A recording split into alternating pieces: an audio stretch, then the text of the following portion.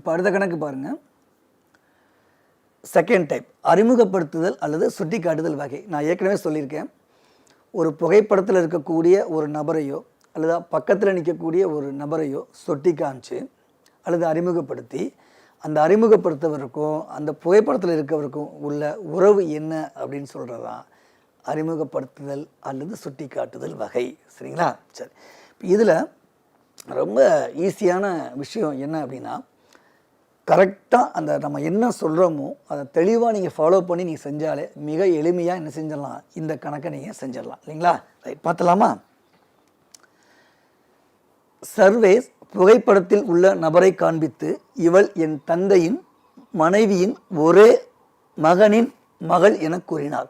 எனில் சர்வேஸிற்கு புகைப்படத்தில் உள்ளவர் என்ன உறவு? சகோதரியின் மகள், மகள், தாய், சகோதரின்னு கொடுத்துருக்காங்க. இல்லைங்களா? இதுக்கு ஒரு சின்ன ஒரு க்ளூ ஒன்று கொடுக்குற, நோட் பண்ணி வச்சுக்கோங்க, மறந்துடாதீங்க, அதை நோட் பண்ணிக்கோங்க. அறிமுகப்படுத்தும் வகையில் வரக்கூடிய எந்த ஒரு கணக்காக இருந்தாலும் சரி, அதாவது புகைப்படத்தில் உள்ளவரை காமிச்சு, பக்கத்தில் போகிறவரை காமிச்சு, அவரை காண்பிச்சு அப்படிங்கிற வார்த்தை வந்துட்டாலே இது அறிமுகப்படுத்துதல் வகைன்னு சொல்லி நம்ம கண்டுபிடிச்சிடலாம். அப்போ என்ன செய்யணும்? முதல்ல அறிமுகப்படுத்துபவரின் பெயரை எழுத வேண்டும். இப்போ இதில் யார் அறிமுகப்படுத்துகிறா? சர்வேஸ் தான் அறிமுகப்படுத்துகிறார். சர்வேஸ் புகைப்படத்தில் உள்ள நபரை காமிச்சு சொல்கிறார். முதலில் அறிமுகப்படுத்துபவரின் பெயரை எழுத வேண்டும். எழுதிக்கிட்டீங்களா? ரைட். நம்பர் 2, அந்த அறிமுகப்படுத்துபவரை எழுதினதுக்கு பிறகு அதை வாட்சி பார்க்கணும். வாட்சி பார்க்கும்போது ஒரு வார்த்தை கண்டிப்பாக அதில் இருக்கும். எனது அல்லது என்னுடைய அல்லது என். தமிழை பொறுத்தளவு 3 வார்த்தை இருக்குது. இங்கிலீஷில் ஒன்று தான், மை அப்படின்னு முடிச்சுக்கலாம். என்னுடைய, என், எனது, இந்த மாதிரி வார்த்தை அதில் இருக்கான்னு பார்க்கணும். கண்டிப்பாக இருக்கும். அதுக்கு அடுத்து எந்த வார்த்தை இருக்கோ அந்த வார்த்தையிலிருந்து தொடரணும். நல்லா ஞாபகத்தில் வச்சுங்க. அறிமுகப்படுத்துபவரின் பெயரில் தொடங்கணும். என்னுடைய, எனது அல்லது என் அப்படிங்கிற வார்த்தைக்கு அடுத்து வர்ற வார்த்தையிலிருந்து தொடரணும். சரிங்களா? ஃபஸ்ட்டு தொடங்கணும், அறிமுகப்படுத்துபவரில் தொடங்கணும். என்னுடைய, எனது, என் அப்படிங்கிற வார்த்தைக்கு அடுத்து வர்றதுலேருந்து தொடரணும். தட் இஸ் கண்டினியூ பண்ணணும். சரிங்களா? இப்போ நம்ம பார்ப்போம். இப்போ இந்த கணக்கை நம்ம என்ன செய்ய போகிறோம்? ஒர்க் அவுட் பண்ணி பார்க்க போகிறோம். சர்வேஸ் புகைப்படத்தில் உள்ள நபரை காண்பித்து. அப்போ சர்வேஸ் அவர் ஒரு ஆண் அப்படிங்கிறதுனால நான் ஸ்கொயருக்குள்ளே எழுதியிருக்கேன். அடுத்து வாட்ச் பார்க்குறேன். என்ன வாட்ச் பார்க்குறேன்? இவள் என் அப்படின்னு சொன்ன பார்த்தீங்களா?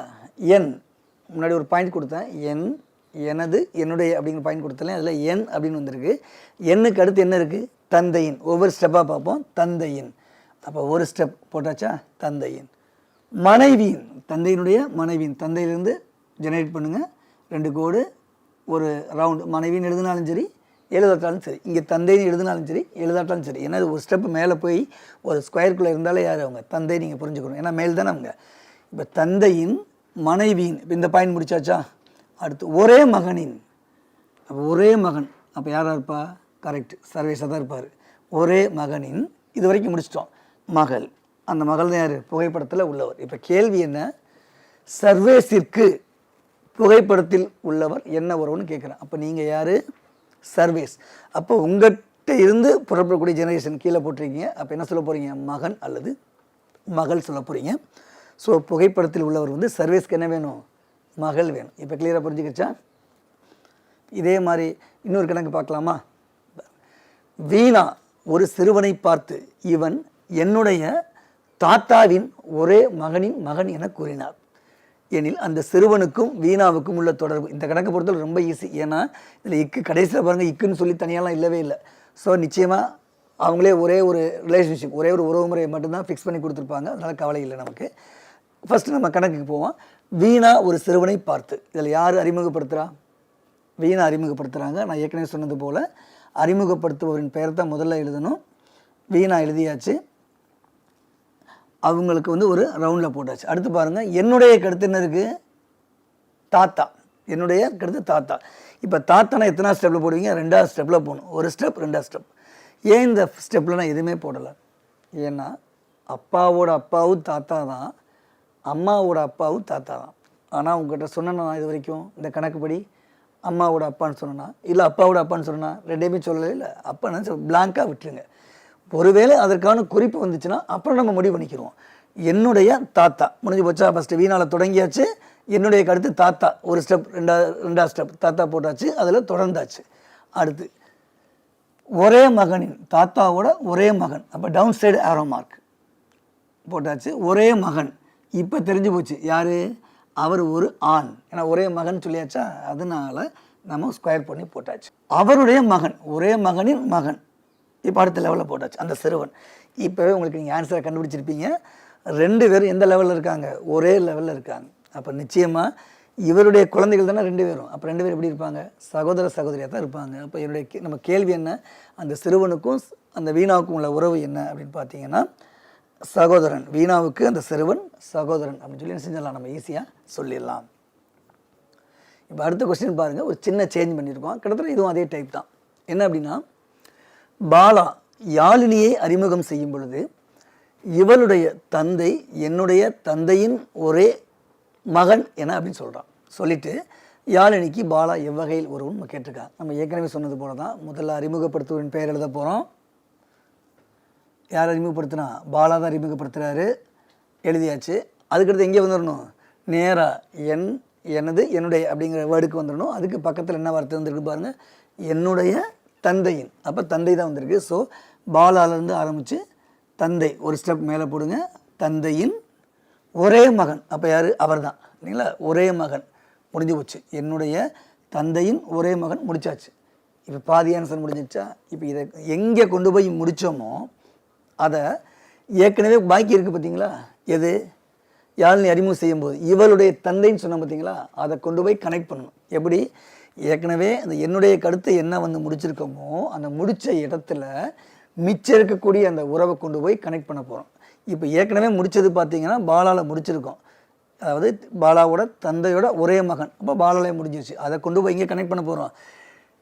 இவளுடைய தந்தை, எவளுடைய தந்தை, அறிமுகப்படுத்தினால ஒருத்திய யாழினி, அப்போ யாழினுடைய தந்தையை கொண்டு கனெக்ட் பண்ண போகிறோம் இங்கே பாலாவில். அப்போ எப்படி கனெக்ட் பண்ணுறது, பாலாவுக்கு கீழே யாழினி போட்டால் தான் இவளுடைய தந்தை பாலாவில் கொண்டு போய் கனெக்ட் பண்ண முடியும். அதனால என்ன செய்யணும்னா, யாழினியை தூக்கி பாலா கீழே போட்டு கனெக்ட் பண்ணிட்டேன், யாழினுடைய தந்தை முடிஞ்சு போச்சு. இப்போ கொஸ்டின் என்ன, யாழினிக்கு பாலா எவ்வகையில் உறவுன்னு கேட்குறேன். யாழினிக்கு பாலா எவ்வகையில் உறவு, நீங்கள் யாழினி, உங்களுக்கு மேலே உள்ள ஸ்டெப் யார், தந்தை அல்லது தாய். அப்போ பாலாங்கிறவர் யார், ஆண் தானே, ஸ்கொயர்குள்ளே தானே இருக்குது, அப்போ அப்பா. யாழினிக்கு பாலா அப்பா, தட் இஸ் தந்தை ஆவார். சரி, இப்போ அடுத்து பாருங்கள், இது ஒரு வித்தியாசமான கணக்கு. என்எம்எம்எஸை பொறுத்தளவு இந்தளவுக்கு ஒரு டஃப்பான கொஸ்டின்லாம் உங்களுக்கு வரப்போகிறது இல்லை. ஆனாலுமே நீங்கள் கண்டிப்பாக இதெல்லாம் தெரிஞ்சுக்கணும். ஏன்னா இந்த என்எம்எஸ் அப்படிங்கிறது இதுக்கு மேலே எழுதக்கூடிய trust exam, SSC, IBPS, UPSC வரைக்குமே உள்ள தேர்வுகளுக்கு மிகவும் அடிப்படையான ஒன்று அப்படிங்கிறதுனால கட்டாயமாக நீங்கள் என்ன செஞ்சுக்கணும், இந்த மாதிரி கொண்ட கணக்குகள்லாம் நீங்கள் செஞ்சு பார்க்கணும். இது ரொம்ப ஈஸி தான். அதே மாதிரி தான் ஒருவர் ஒரு பெண்ணிடம் உங்கள் தாயாரின் கணவரின் சகோதரி என்னுடைய அத்தை என குறிப்பிடுகிறார். இப்போ இது என்ன அர்த்தம், இதுவும் ஒரு அறிமுகப்படுத்துதல் அல்லது சுட்டிக்காட்டுதல் வகை அப்படின்னு நம்ம தெரிஞ்சுக்கிட்டோம். அப்போ ஃபஸ்ட்டு எதை எழுதணும், அறிமுகப்படுத்துவோரின் பெயரை எழுதணும். யார் அறிமுகப்படுத்துகிறா, ஒருவர் தான் அறிமுகப்படுத்துகிறார். இப்போ ஒருவருக்கு நம்ம ஸ்கொயர் போடணுமா, பட்டம் போடணுமா, எதுவுமே போடக்கூடாது. ஏன், அந்த ஒருவர் ஆணாகவும் இருக்கலாம் பெண்ணாகவும் இருக்கலாம், ஆனால் யாரும் சொல்லவே இல்லை உங்ககிட்ட. அப்போ ஒருத்தர் என்ன பண்ணுறாரு, அறிமுகப்படுத்துகிறாரு. அதுக்கடுத்து நேரம் இங்கே வந்துடணும், எழுதியாச்சு. என்னுடைய கருத்து வந்துடணுமா, என்னுடைய கருத்து அத்தை. அத்தைனா என்ன, தந்தையினுடைய சகோதரி. ஃபஸ்ட்டு சொன்னோம் பார்த்தீங்களா, தந்தையினுடைய சகோதரி. அப்போ என்னுடைய அத்தை, அப்போ அந்த ஒருவருடைய அத்தை, அப்போ தந்தையினுடைய சகோதரி இல்லைங்களா, அவங்க தானே அத்தை. முடிஞ்சு போச்சு. இப்போ முடிஞ்சு போச்சு, அவ்வளோ. இதோட இதை கொண்டு போய் எங்கே நம்ம கனெக்ட் பண்ண போகிறோம், உங்களின் தாயாரின் கணவரின் சகோதரி, உங்களின் தாயாரின் கணவரின் சகோதரி அப்படிங்கிறத நிச்சயப்பட்டு நம்ம பண்ண போகிறோம். அதை கொண்டு போய் லாஸ்ட்டில் எங்கே முடித்தோமோ அங்கே கனெக்ட் பண்ணணும். இப்போ அது எங்கே முடிச்சிருக்கோம், இந்த அந்த ஒருவனுடைய அத்தையில் கொண்டு போய் முடிச்சிருக்கோம், அதை கொண்டு போய் கனெக்ட் பண்ண போகிறோம். இங்கேருந்து கொண்டு போகிறோம், அந்த பெண் தாயாரின் கணவரின் சகோதரி இல்லைங்களா. இப்போ கரெக்டாக முடிஞ்சு வச்சு பார்த்தீங்கன்னா, இந்த பெண்ணோட தாயாரோட கணவரோட சகோதரி. இது அந்த பக்கம் நீங்கள் போட்டு கண்டுபிடிக்கலாம், அது கொஞ்சம் கஷ்டம். இது கொஞ்சம் எளிமையாக இருக்கும், அதனால் கண்டுபிடிச்சிடலாம். இப்போ என்ன கொஸ்டின் என்ன, அந்த பெண் அவருக்கு என்ன உறவுன்னு கேட்டிருக்காங்க இல்லைங்களா. இங்கே பாருங்களேன், இவங்க 2 பேருக்கும் பார்த்தாலே கண்டுபிடிச்சிடலாம் ஈஸியாக இல்லைங்களா. என்ன 2 பேர் எப்படி இருக்காங்க, ஒரே லெவலில் தானே இருக்காங்க. இவங்களுக்கு இவங்க குழந்தை, இவங்களுக்கு இவங்க குழந்தை. இப்போ 2 பேரும் எப்படி இருப்பாங்க? சகோதர சகோதரி இருப்பாங்க. அப்போ அவருக்கு அந்த பெண் எப்படி இருப்பாங்க? சகோதரியாக இருப்பாங்க. ஏன்னா இவங்கள தான் கண்டுபிடிக்க முடியாது, சகோதரியாக இருப்பாங்க. இப்போ நம்ம 2 விதமான டைப் நம்ம முடிச்சிட்டோம். அடுத்து 3வது டைப் குறியீடுகள் சார்ந்த கணக்குகள், உறவுமுறை கணக்குகள்லாம் ஏற்கனவே சொல்லியிருக்கேன். இதில் ப்ளஸ் மைனஸ் டிவிஷன் மல்டிப்ளிகேஷன் இந்த மாதிரியான சிம்பிள்ஸ் அல்லது dollar simple, hash simple, at simple இந்த மாதிரியான குறியீடுகள் கொடுத்துருப்பாங்க. கொடுத்துட்டு 2 எழுத்து எழுதியிருப்பாங்க. ஃபார் எக்ஸாம்பிள் ஏபின்னு வச்சுக்கங்களேன், ஏ ப்ளஸ் பி. அப்போ ஏ ப்ளஸ் பின்னா அப்போ அந்த ஏக்கும் பிக்கும் இடையில் ஏதேனும் ஒரு உறவுன்னு சொல்லி அவங்க என்ன செஞ்சிருப்பாங்க, மென்ஷன் பண்ணியிருப்பாங்க. அதே மாதிரி ஏ மைனஸ் பின்னா அது 2 பேருக்கு இடைப்பட்ட வேறு ஒரு உறவை சொல்லியிருப்பாங்க. இது ஏ மாதிரி நிறைய இருக்குது, கணக்கில் வரும்போது உங்களுக்கு புரியும். இது மாதிரி ஒவ்வொரு சிம்பிள்ஸ் கொடுத்துட்டு 2 எழுத்துக்களை கொடுத்துட்டு ஒரு உறவு கொடுத்துருவாங்க. கொடுத்துட்டு ஒரு ஈக்குவேஷன் மாதிரி கொடுத்துருவாங்க. கொடுத்துட்டு அதில் இதை இவங்க ஏற்கனவே என்ன கொடுத்துருக்காங்களோ அதே எழுத்துக்கு பதிலாக வேறு எழுத்து அங்கே இருக்கும் இல்லையா, அதை பயன்படுத்தி நீங்கள் ஒரு குடும்ப வரைபடம் வரைஞ்சதுக்கு பிறகு பர்டிகுலராக 2 பேருக்கு இடைப்பட்ட உறவோ அல்லது அது தொடர்பான வேறு சில கேள்விகளாக சில நமக்கு கேட்கலாம். இந்த எக்ஸாம்பிள் பார்த்தீங்கன்னா உங்களுக்கு தெளிவாக புரியும். இப்போ இந்த ஒரு எக்ஸாம்பிள் பார்த்தாலே கிட்டத்தட்ட இந்த டைப்பில் கூட எல்லாத்தையுமே நீங்கள் வந்து ஒர்க் அவுட் பண்ணி பார்த்தலாம். ஒரு தகவல்கள் கொடுத்துருக்காங்க. ஏ ப்ளஸ் பி அப்படின்னா பியின் மகள் ஏ, ஏ இன்ட்டு பின்னா பியின் மகன் ஏ, ஏ மைனஸ் பின்னா பியின் மனைவி ஏன்னு கொடுத்துருக்காங்க. இதுதான் உங்களுக்கு கொடுக்கப்பட்ட குறிப்பு. இப்போ அவங்க என்ன கேள்வி கேட்குறாங்க, இது மாதிரி ஒரு சமன்பாடு மாதிரி கொடுத்துறாங்க. ஆனால் உண்மையிலேயே கணக்குக்கு சம்மந்தமே கிடையாது. போட்டு குழப்பிக்க வேண்டாம். போட் மாஸ் விதி, பிட் மாஸ் விதிலாம் போட்டு குழப்பிக்க வேண்டாம். கணக்குக்கு அதுக்குமே சம்மந்தம் கிடையாது. T minus S into P minus M அப்படின்னு கொடுத்துட்டு இதில் எது சரியானது அல்ல, பார்த்தீங்களா, எது தவறானதுன்னு கேட்கல, குழப்பிக்கிட்டு உங்களை குழப்புறாங்க. எது சரியானது அல்ல அப்படின்னு அர்த்தம், தவறானதுன்னு அர்த்தம். நேரடியாக கொடுக்காம மறைமுகமாக மாற்றி கொடுத்துருக்காங்க பாருங்கள். இப்போ கேள்வியை கூட நீங்கள் என்ன செய்யணும், ரொம்ப கவனமாக கவனித்து எழுதணும். இப்போ என்ன செய்ய போகிறோம், 1 by 1 அதை ஒர்க் அவுட் பண்ணி பார்த்துட்டு இந்த 4 ஆப்ஷனில் ஒன்று என்ன செய்ய போகிறோம், நம்ம அதை எது சரியானது அல்ல அப்படிங்கிறத முடிவு பண்ண போகிறோம். இதுக்கான குடும்ப வரைபடம் வரைய போகிறோம். டி மைனஸ் எஸ் ஃபஸ்ட் 2 மட்டும் எடுத்துக்குவோமா. இந்த டி மைனஸ் எஸ் எது மாதிரி இருக்குது, இந்த 3ல் ஏ மைனஸ் பி மாதிரி இருக்குது இல்லையா. அப்போ ஏ மைனஸ் பி மாதிரி இருந்துச்சுன்னா என்ன அர்த்தம், பியினுடைய மனைவி ஏ. அப்போது இங்கே என்ன சொல்லலாம், எஸ்ஸோட மனைவி டி, எஸ்ஸோட மனைவி டி. என்னது ஆண், இது பெண் இல்லைங்களா, எஸ்ஸோட மனைவி டி. அடுத்து பாருங்கள், இந்த 2 எடுத்துங்க, எஸ் இன்ட்டு பி எடுத்துங்க. இது எது மாதிரி இருக்குது, ஏ இன்ட்டு பி மாதிரி இருக்குது. பியின் மகன் ஏ. அப்போ பியின் மகன் எஸ். அப்போ பிக்கு எங்கே போடுவீங்க, எஸ்ஸுக்கு மேலே. பியோட மகன் எஸ். ஆனால் இது வரைக்கும் பி யாருன்னு தெரியலை, நல்லா நோட் பண்ணிங்க. பியினுடைய மகன் தான் எஸ், பி யாருன்னு நமக்கு தெரியாது. இப்போ அடுத்து பாருங்கள், அடுத்து 2 எடுத்துங்க. P minus M. நல்லா கவனிச்சிங்க, இங்கே உள்ள எழுத்துக்கும் மேலே உள்ள எழுத்துக்கும் எந்தவித தொடர்பும் இல்லை. இங்கே பி ஃபஸ்ட்டு வந்திருக்கே சார், அங்கே செகண்ட் வந்திருக்கே, நான் எதை சார் எடுத்துக்க, அந்த குழப்பமே வேணாம். இந்த பி மைனஸ் எம் அப்படிங்கிறது எந்த ஃபார்மேட்டில் இருக்குதுன்னு பாருங்கள். இது ஏ மைனஸ் பிங்கிற ஃபார்மேட்டில் இருக்குது. அப்போ என்ன செய்ய போகிறோம், அப்போ ஏ மைனஸ் பின்னா என்னது, பியின் மனைவி ஏ. அப்போ எம்மின் மனைவி பி. இப்போ பி யான்னு தெரிஞ்சு போச்சு, அவங்க ஒரு ஃபீமேல். அப்போ எம்மோட மனைவி பி. இந்த எம்மை தூக்கி இப்போ இந்த பக்கம் போடக்கூடாதா சார், போட்டால் தப்பா சார் கணக்கு, தாராளமாக போட்டுக்கலாம், இப்படியும் போட்டுக்கலாம் அப்படியும் போட்டுக்கலாம், ஏன்னா ஒரே லெவல் தானே, அதனால் பிரச்சனை கிடையாது. இப்போ கேள்விக்கு வருவோமா, எது சரியானது அல்ல அப்படின்னு இருக்குது. இப்போ 1 by 1 செக் பண்ணி பார்ப்போம். ஃபஸ்ட்டு எஸ்ஸின் தாய் பி, எஸ்ஸோட தாய் பி. சரியா தப்பா, எஸ்ஸுக்கு ஒரு லெவல் மேலே தானே இருக்காங்க, எஸ்ஸோட தாய் தானே பி, அப்போ கரெக்ட். எஸ்ஸினுடைய தாய் தான் P. First one is the right answer. Second, பியின் கணவன் எம். பியின் கணவன் எம், பியோட கணவன் எம். கரெக்ட் தானே, பி 2 கோடு போட்டிருக்கு, அந்த பக்கம் எம், அப்போ சரியாக இருக்குது. பியினுடைய கணவன் M. So second one is the right answer. அடுத்து பாருங்கள், எஸ்ஸின் மனைவி டி, எஸ்ஸோட மனைவி டி. இதை பார்த்தோன்னே கண்டுபிடிச்சிக்கலாம், இதெல்லாம் செக் பண்ண வேண்டிய அவசியமே இல்லை.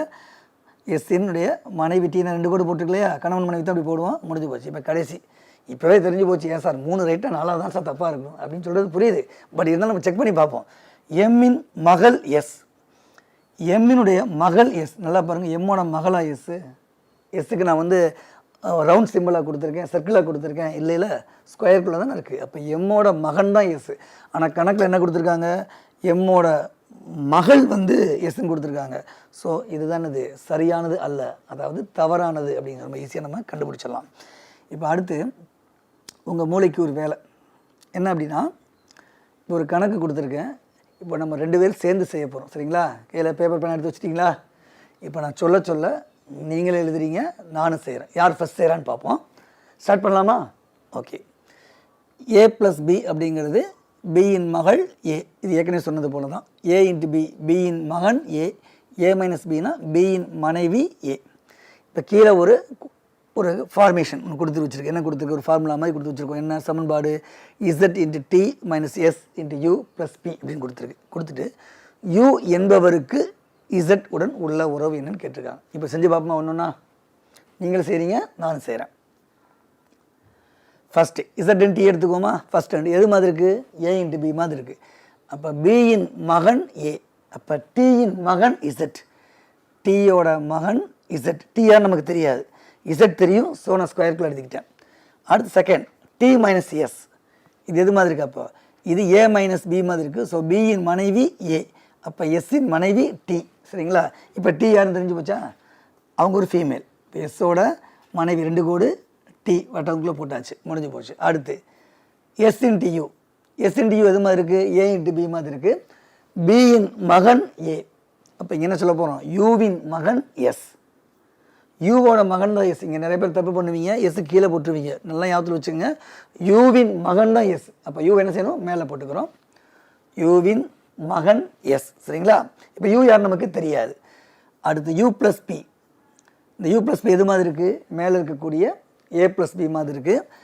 அப்போ அங்கே என்ன சொல்லியிருக்கோம்? பியின் மகள் ஏ, அப்போ பியின் மகள் யூ. இப்போ யூ யாருன்னு நமக்கு தெரிஞ்சு போச்சு. ஸோ சர்க்கிள் பண்ணிக்கலாம். பியோட மகள் தான் யூ. அப்போ பியை தூக்கி யூக்கு மேலே போடுறோம். பியின் மகள் யூ அப்படிங்கிறதுனால யூக்கு என்ன செஞ்சுக்கிறோன்னா சர்க்கிள் பண்ணி போட்டுக்கிட்டேன். இப்போ கேள்வி என்ன? யூ என்பவருக்கு z உடன் உள்ள தொடர்பு என்னன்னு கேட்டேன். நான் ஏற்கனவே சொன்னேன், இக்குக்கு பக்கத்தில் என்ன எழுத்து பேர் இருக்கோ அது நீங்கள் நினச்சிக்கணும். அந்த இன்னொரு நபர் கேட்டிருக்காங்கல்ல, அப்போ இங்கே z கேட்டிருக்காங்களா, அவங்கள நீங்கள் கூப்பிட்டு பார்க்கணும். இப்போ நீங்கள் யாருன்னா யூ. அப்போ உங்களுக்கு கீழே ஃபர்ஸ்ட் செகண்ட் ஜெனரேஷன் இருக்காங்கல்ல, அப்போ அவங்கள எப்படி கூப்பிடுவீங்க? ஒன்று பேரன் அல்லது பேத்தி. ஸ்கொயராக இருந்தால் பேரன், வட்டமாக இருந்தால் பேத்தி. ஸோ z யாராக இருப்பா? பேரன். அப்போ யூக்கு z பேரன் ஆவார். கிளியராக புரிஞ்சிருச்சா? சரி. நிச்சயமாக இந்த டைப்லேருந்து மட்டும் நீங்கள் ஒரு ஹையர் லெவல் போனீங்கன்னா, NTS லெவலுக்கு போனீங்கன்னா நிச்சயமாக இந்த டைப்பில் இருந்து ஒரு கொஸ்டின் கண்டிப்பாக கேட்பாங்க. NMMSல 2 முறை இதே கொஸ்டின் கேட்டிருக்காங்க, இதே டைப்பில். இப்போ அடுத்து ஒரு வித்தியாசமான கணக்கு, புதிர்களுடன் இணைந்த உறவுமுறை கணக்கு, 4th டைப். ரொம்ப ரொம்ப ரொம்ப இன்ட்ரெஸ்டிங்காக இருக்கும். கொஞ்சம் மூளைக்கு நீங்கள் நிறைய கொஞ்சம் வேலை பார்க்க வேண்டியிருக்கும். சரிங்களா? கேள்வியை பார்த்தோன்னே பயந்துடக்கூடாது. பார்த்தீங்கன்னா எவ்வளோ பெரிய கேள்வி கொடுத்துருக்காங்க பார்த்தீங்களா? இந்த கேள்வியை படித்து பார்க்கவே எனக்கு மூச்சு வாங்குது சார். அப்போ எப்படி நான் ஆன்சர் பண்ணேன்? இது எவ்வளோ நேரம் எடுத்துக்க? இந்த கேள்வியை பொறுத்தளவு என்ன அப்படின்னா, குறைஞ்சபட்சம் உங்களுக்கு 4லேருந்து 5 மதிப்பெண்கள் வரும். அப்போ நீங்கள் என்ன செய்யலாம்? இந்த கணக்கை நீங்கள் ஒர்க் அவுட் பண்ணுறதுக்கு 3 நிமிஷம் வரைக்கும் எடுத்துக்கலாம். அப்போ நமக்கு 5 கொஸ்டின் கொடுத்தா 2 நிமிஷம் நமக்கு மிச்சமாகுமா இல்லையா? அந்த மிச்சமாகக்கூடிய நேரத்தை கடினமான கணக்குகள் செஞ்சு பார்க்குறதுக்கு பயன்படுத்தலாம். இது ரொம்ப ரொம்ப ஈஸி. வெறும் சிங்கிள் கணக்காக வராது, 5 மார்க்காக சேர்ந்து வரும். அதனால் ரொம்ப ரொம்ப ஈஸியாக இருக்கும். குறிப்பாக இப்போ IAS எக்ஸாம்லாம் எழுதுகிறாங்களா, IAS IPS எக்ஸாம்லாம் எழுதுகிறாங்க இல்லையா, அதில் ப்ரிலிம்ஸ்னு சொல்லுவாங்க. அதில் கட்டாயமாக இது போன்ற கணக்குகள் இடம்பெறும். அதே போல் ஸ்டாஃப் செலெக்ஷன் கமிஷன் SSCன்னு சொல்கிறோம் இல்லையா, அதுலேயும் இதே போன்ற கணக்குகள் இருக்கும். RRB ரயில்வே ரெக்ரூட்மெண்ட் போர்டு சொல்லுவோம் இல்லையா, அதுலேயும் இது போன்ற கணக்குகள் நமக்கு வரும். சரிங்களா? இப்போ நம்ம படித்து பார்க்குறோம். ஒரு குடும்பத்தில் உள்ள ABCDE மற்றும் F ஆகியோர் ஒரு வாகனத்தில் பயணம் செஞ்சுட்டு போயிட்டு போகிறாங்க. இதை வச்சு நம்ம ஏதாவது ஒன்று பண்ண முடியுமா? ஒன்றுமே எழுத முடியாது. B என்பவர் Cயின் மகன். இப்போ நம்ம என்ன செய்யலாம்? எழுதலாம். Cயின் மகன் B. ஏன்னா இன்னுக்கு பக்கத்தில் இருந்தால் ஃபஸ்ட்டு ஃபிக்ஸ் பண்ணணும். ஆனால் C என்பவர் Bயின் தாய் இல்லை. A மற்றும் C திருமணமான தம்பதியர். E என்பவர் Cயின் சகோதரர். D என்பவர் Aயின் மகள். F என்பவர் Bயின் சகோதரர் ஆவார்னு கொடுத்துட்டு இது மாதிரி வரிசையாக ஒரு 4 அல்லது 5 கணக்கு நமக்கு கொடுத்துட்டு போகிறாங்க. சரிங்களா? ஒரு 5 கணக்கு கொடுத்துறாங்க. அதை வச்சு நம்ம என்ன செய்ய ஒர்க் அவுட் பண்ணி நம்ம கண்டுபிடிக்க போகிறோம். இப்படி எத்தனை கணக்கு கேட்டால் நமக்கு கவலையில், நமக்கு தேவை அந்த குடும்ப வரைபடம். அந்த குடும்ப வரைபடம் வரைஞ்சிட்டாலே அதிலிருந்து ஏகப்பட்ட வினாக்கள் நம்ம எழுப்பலாம், பதிலும் நம்ம சொல்லலாம். சரிங்களா? ஃபஸ்ட் ஒன்றா பார்ப்போம். பி என்பவர் சியின் மகன். எப்படி ஃபிக்ஸ் பண்ணணும்? சியின் மகன் பி. சியினுடைய மகன் பி. புரிஞ்சா? கிளியர் ஆயிடுச்சா? சியினுடைய மகன் பி. ஏன்னா ஆண் தானே, சி ஆன்னு தெரியாது. அடுத்த பாயிண்ட்டை பாருங்கள். சி என்பவர் பியின் தாய் இல்லை. அப்போ தாய் இல்லைன்னா யாராக இருப்பா? தந்தையாக இருக்கலாம்ல. Very good. அப்போ தாய் இல்லைன்னா பியோட தந்தை தான் யார்? சி. ஸோ அவங்க ஒரு ஸ்கொயர் போட்டுக்கிட்டாச்சு. அடுத்து ஏ மற்றும் சி திருமணமான தம்பதியினர். 2 பேரும் திருமணம் ஆயிருக்குன்னு அர்த்தம். ஏயும் சி. அப்போ சி ஆணாக இருந்தால் யாரை திருமணம் செஞ்சுருப்பார்? ஒரு பெண்ணை தான் திருமணம் பண்ணிப்பார். அப்போ நிச்சயமாக ஏங்கிறவங்க யாராக இருப்பாங்க? ஒரு ஃபீமேலாக இருப்பாங்க. ஸோ சியினுடைய மனைவி தான் யார்? ஏ. இப்போ தெரிஞ்சுக்கோங்க உங்களுக்கு, ஏயும் சியும் திருமணமான தம்பதி. இப்போ புரிஞ்சிச்சா? அடுத்து பாருங்கள். இ என்பவர் சியின் சகோதரர். சியோட சகோதரர் இ. சியினுடைய சகோதரர் இ. சி இந்த இருக்காங்க, சகோதர சகோதரிக்கு சிங்கிள் ஆரோ மார்க். சகோதரர் ஆண்கிறதுனால நான் என்ன செஞ்சேன்? ஸ்கொயருக்குள்ளே போட்டேன். ஏயின் மகள் டி. ஏற்கனவே ஏ இருக்குது, ஏயோட மகள் டி. அப்போ மகள்ங்கிறப்ப டவுன் சைடு ஆரோ மார்க் ஒரு வட்டத்துக்குள்ளே எழுதியாச்சு. டிஏ முடிஞ்சு. பியின் சகோதரர் எஃப். பியோட சகோதரர் எஃப். இந்த பக்கம் போகலாம், இந்த பக்கம் போகலாம். நான் லெஃப்ட்லேயே போடுறேன். பியினுடைய சகோதரர் எஃப். பியினுடைய சகோதரர் எஃப். 2 சகோதர சகோதரியை குறிப்பதற்கு நம்ம படுக்கை சாம்புக்குரிய பயன்படுத்தணும். ஸ்கொயருக்குள்ளே எஃப் எழுதியாச்சு. இது கிளியராக புரிஞ்சிருச்சா? இப்போ எல்லா கொடுத்த அத்தனை குறிப்புகளுக்கும் ஒரு படம் வரைஞ்சாச்சு. இதிலிருந்து நம்ம என்ன செய்ய போகிறோம்? கேள்வி கேட்க போகிறோம். ரொம்ப ஈஸியாக இருக்கும். இந்த குடும்பத்தில் உள்ள ஆண் உறுப்பினர்கள் எத்தனை ஸ்கொயர் இருக்கோ அதான் ஆண் உறுப்பினர்கள். பாருங்கள், 1 2 3 4. அப்போ 4. அப்போ ஆன்சர் கண்டுபிடிச்சாச்சா? ஆப்ஷன் 4 அதில் தான் இருக்குது, 4ன்னு இருக்குது. அடுத்த கொஸ்டின். பியின் தாயார். இப்போ பிக்கு ஸ்ட்ரெயிட் எடுக்கிறோம். அவங்க தந்தை. தந்தையின் மனைவி யார்? தாய். அப்போ பிக்கு தாய் யார்? ஏ.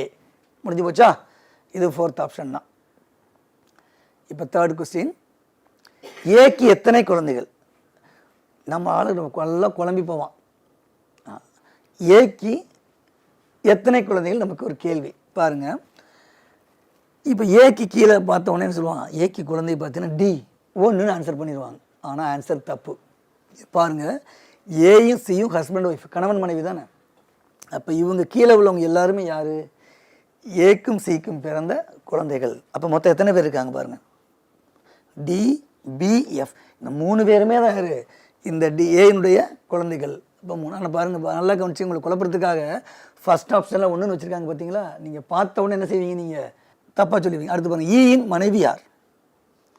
இப்போ ஈக்கு பக்கத்தில் தொடர்புடைய ஏதாவது கொடுத்துருக்கேன் மனைவின்னு சொல்லி 2 கோடு போட்டு யாருமே இல்லை சொல்லுவாங்களா? ஆளே இல்லாத கடைக்கு ஏசா டீ ஆத்துறீங்க அப்படின்னு சொல்கிற மாதிரி ஈக்கு பக்கத்தில் யாருமே கிடையாது. அப்போ நம்ம எப்படி ஈயோட மனைவின்னு கண்டுபிடிக்க முடியும்? அப்போ என்ன செய்ய முடியாது? இப்போ என்ன ஆன்சரு? உறுதியாக கூற இயலாது. ஏன்னா ஈயினுடைய மனைவியை பற்றி நம்ம குடும்ப வரைபடத்தில் சொல்லலை. இப்போ உங்களுக்கு கிளியராக புரிஞ்சிருச்சா? இப்போ நமக்கு ஈஸியான செஞ்சிச்சு. நமக்கு 4 மதிப்பெண்கள் கிடச்சிச்சு. இப்போ 5வது.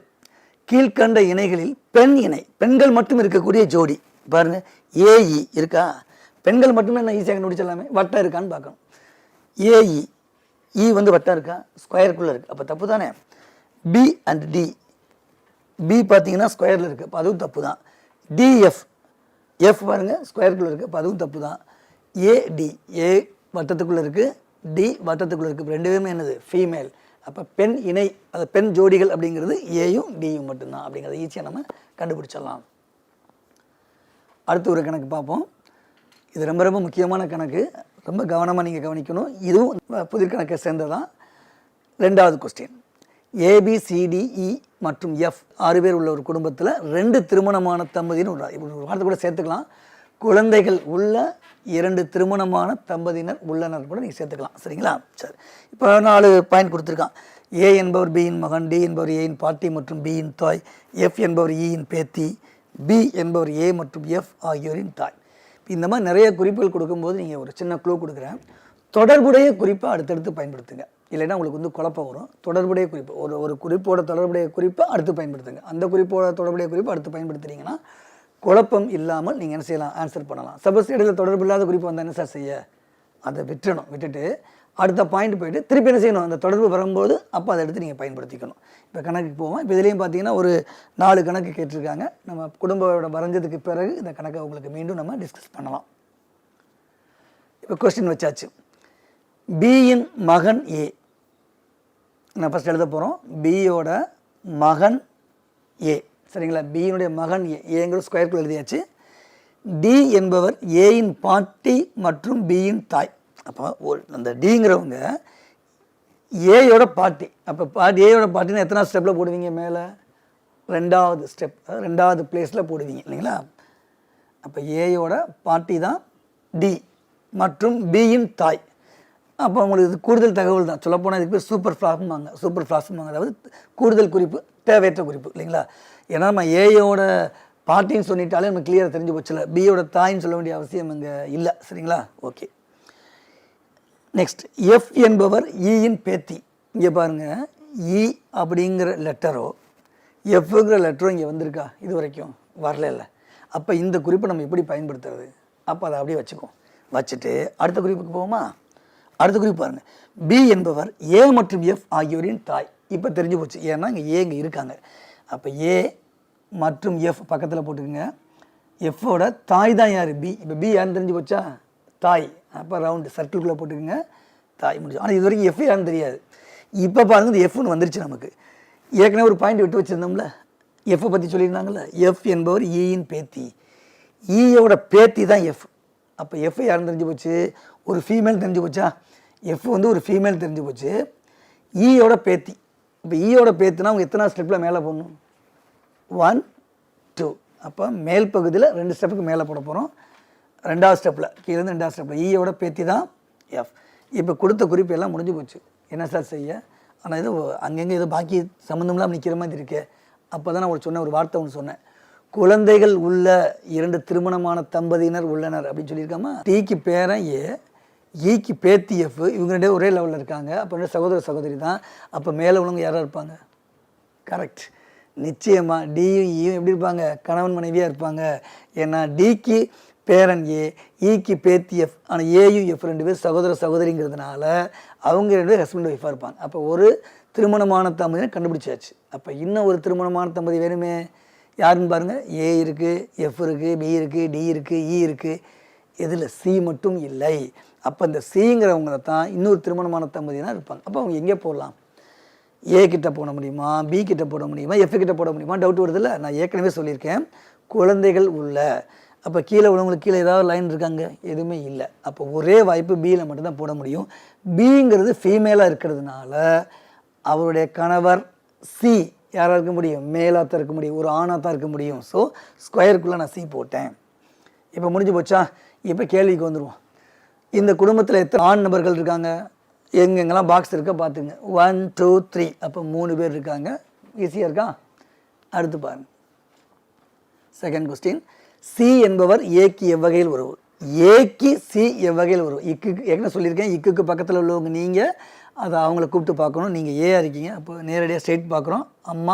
அம்மாவோட கணவன், தட் இஸ் உங்களுக்கு தந்தை. அப்போ ஏக்கு சி என்ன வேணும், தந்தை இல்லைங்களா? அதான் ஆன்சர். நம்பர் 3, திருமணமானவர்கள் யார்? பார்த்தாலே தெரியுதா, 2 கூட போட்டிருக்கோமா, டிஇயும் பியும் சியும். அப்போ இதில் இங்கே என்ன கொடுத்துருக்காங்க, பிசி மட்டும் கொடுத்துருக்காங்க. ஆட்டோமேட்டிக்காக நீங்கள் அதை மட்டும் நீங்கள் எழுதலாம், போதுமானது. எது தவறான கூற்று? இப்போ நாளையும் படித்து பார்க்குறோம். எது தவறான கூற்றுன்னு நீங்கள் சொல்ல போகிறீங்க. 1, எஃப்பின் சகோதரி ஏ. எஃப்போட சகோதரி ஏயா? எஃப்போட சகோதரியா ஏ? எஃப்போட சகோதரன் தானே ஏ. அப்போ ஃபஸ்ட்டு என்ன ஆகி போச்சு, தப்பு. அப்போ first is the wrong one அப்படின்னு சொல்லி நம்ம ஈஸியாக நம்ம கண்டுபிடிச்சோம். இன்றைய வகுப்பில் உறவுமுறை கணக்குகளை ரொம்ப தெளிவாக நீங்கள் பார்த்துருப்பீங்கன்னு நினைக்கிறேன். இந்த உறவுமுறை கணக்குகளை பொறுத்தளவு 3லிருந்து 5 மதிப்பெண்கள் வரைக்கும் என்எம்எம்எஸில் வருவதற்கு வாய்ப்பு இருக்குது. இதில் நீங்கள் நிறைய ப்ராக்டிஸ் செஞ்சு பார்த்தீங்கன்னா மிக குறுகிய நேரத்தில் இந்த கணக்குகளை நம்ம செஞ்சிடலாம். நிச்சயமாக இந்த கிளாஸ் உங்களுக்கு ரொம்ப பிடிச்சிருக்குன்னு நம்புகிறேன். மீண்டும் அடுத்த வகுப்பில் சந்திப்போம். நன்றி, வணக்கம்.